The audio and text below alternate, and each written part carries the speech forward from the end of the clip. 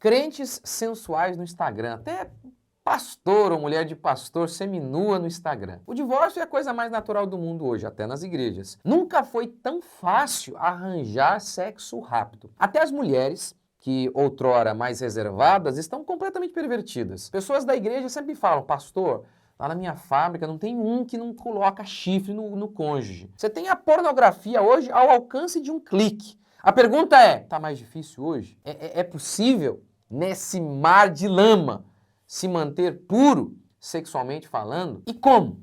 O que podemos fazer? Ou seja, nós temos que ser escravos mesmo de pecados sexuais? Curta, comente e se inscreva, porque o vídeo de hoje está muito legal. Então vamos lá.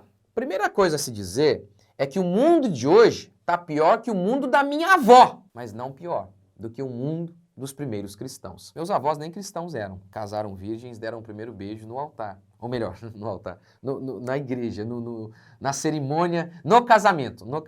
De fato, antigamente, na década de 50, o mundo estava melhor do que hoje. Mas o mundo de hoje, será que é pior do que o mundo da época dos cristãos primitivos? Parece que não. O historiador William Barclay diz o seguinte, o pecado do homossexualismo naquela época, ele havia se expandido como uma infecção na vida grega e romana também, mais tarde se propagou em Roma. Alexandre o Grande era bissexual. Nero se casou com um jovem chamado Esporo e vivia com ele como se fosse sua esposa. Ele o castrara. Depois, casou-se com um homem chamado Pitágoras.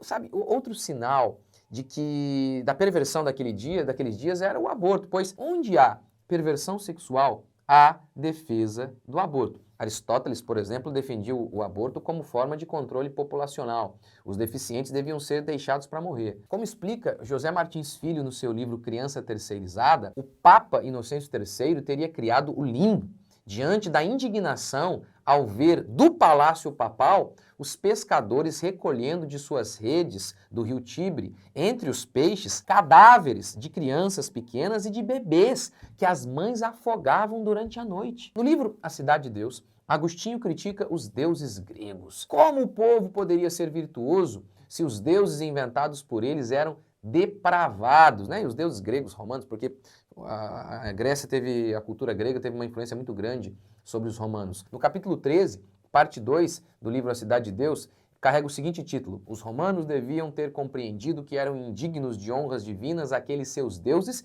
que desejavam ser venerados com diversões torpes. Zeus, apesar de casado com Hera, é famoso pelas inúmeras puladas de cerca com divindades e com mortais. Ele se transforma em águia, por exemplo, para pegar Ganimedes e torná-lo seu escravo para servi-lo na cama e na mesa. A pederastia, um homem adulto com um jovem, era encarado com naturalidade. E no templo de Afrodite, lá em Corinto, teria havido mais de 1000 prostitutas ao mesmo tempo, de acordo com o historiador grego Strabo. Hoje, a perversão sexual é uma coisa normal, o que é muito ruim. Naquela época, era sagrado. Sagrado. Eles viam o sexo como um meio de atingir a divindade, por isso havia prostituição cultural. Tá vendo como que era podre o mundo? É nesse contexto que Paulo pregou aos coríntios e disse assim para eles: ou não sabeis que os injustos não herdarão o reino de Deus? Não vos enganeis, nem impuros, nem idólatras, nem adúlteros, nem efeminados, nem sodomitas, nem ladrões, nem avarentos, nem bêbados, nem maldizentes, nem roubadores herdarão o reino de Deus. Tais fostes alguns de vós, mas vós vos lavastes, mas fostes santificados, mas fostes justificados em o nome do Senhor Jesus Cristo e no Espírito do nosso Deus. Havia na igreja de Corinto gays, ou melhor, ex-gays, ex-adúlteros. Por isso Paulo diz assim: tais fostes alguns de vós. Vocês não são mais, vocês eram, mas houve um milagre na vida de vocês chamado novo nascimento. Como diz Paulo em Romanos 6,6, sabendo isso que foi crucificado com ele o meu velho homem para que o corpo do pecado seja destruído e não sirvamos mais o pecado como escravos. Não vamos ser mais escravos do pecado. Qual é o segredo aqui? Nós morremos em Cristo Jesus. Nós temos uma nova vida. Eles eram adúlteros, não são mais. Eles eram gays, não são mais. Essa questão da identidade é fundamental, porque hoje muitos cristãos não estão sabendo lidar com isso. Por exemplo, eles falam não, existe o gay cristão. O que eles querem dizer com isso? É um absurdo, porque existe adúltero cristão? Eu sou um adúltero cristão. Existe homicida cristão? Isso é um absurdo. Eu sei que eles querem, talvez, lidar com a questão da tentação. Sim, aqueles que eram gays, eles continuarão sendo tentados. Assim como héteros. A tentação não deixa de existir. Agora, a gente não pode trazer para nós essa identidade. Não, nós não somos. Não somos mais adúlteros, não vivemos em adultério. Aqueles que se converteram não podem carregar essa identidade. Eu sou um gay cristão. Não, não, não. Você é um cristão. Tentado você será. Sim, você era gay, você será tentado. O fato de ter nascido de novo não anula a tentação. Você será tentado. Mas a sua identidade é esta. Você nasceu de novo. Você não é escravo do seu pecado. Não interessa quão fundo você tenha ido. Não importa se você teve uma vida inteira de pecado. Você nasceu de novo. Tais fostes alguns de vós. Vocês não são mais. E é fundamental isso. É fundamental. Porque João diz isso. Porque todo que é nascido de Deus vence o mundo. E esta é a vitória que vence o mundo, a nossa fé. Quem vence o mundo? Aquele que é nascido de Deus. Quem vence o mundo? Aquele que tem fé. Fé na verdade, de que um milagre aconteceu na sua vida. Sim, aconteceu um milagre. Se você é cristão, aconteceu um milagre. Aquela mesma proporção de quando Deus diz assim, Deus disse assim, e haja luz, e houve, haja vida. E houve vida em você. Se você creu, foi isso que aconteceu com você. Essa é a sua identidade.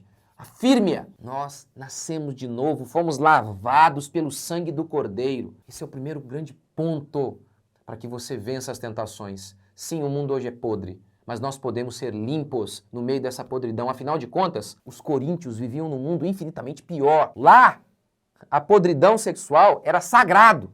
Para nós hoje é normal. E é muito ruim isso. Mas para eles era ainda pior. Era considerado sagrado. Lá em Corinto havia um templo sagrado de prostituição. Então, não use essa desculpa. Ah, hoje está muito difícil. Foi difícil para os cristãos e eles triunfaram. Então, o primeiro ponto é: afirme a sua identidade, lembre-se quem você é. Segundo, seja radical. Se o teu olho te faz pecar, seja radical. Terceiro, ore. Ore para que não entre em tentação. Quarto, participe de uma igreja bíblica. Quinto, seja cheio do conhecimento da palavra de Deus. De que maneira poderá o jovem guardar puro o seu caminho? Observando segundo a tua palavra, diz o salmista. Como? Observando pela palavra. Assista vídeos. Seja cheio da palavra do Senhor, leia livros. Eu vou lançar um curso sobre sexualidade cristã em algumas semanas, se puder faça, mas enfim, mas seja cheio do conhecimento da palavra do Senhor. É isso que você precisa para que você seja renovado no seu entendimento e possa vencer as tentações. O mundo hoje é muito difícil, mas na época dos coríntios parece que era ainda pior. E mesmo assim, aqueles cristãos triunfaram. Nós também vamos triunfar.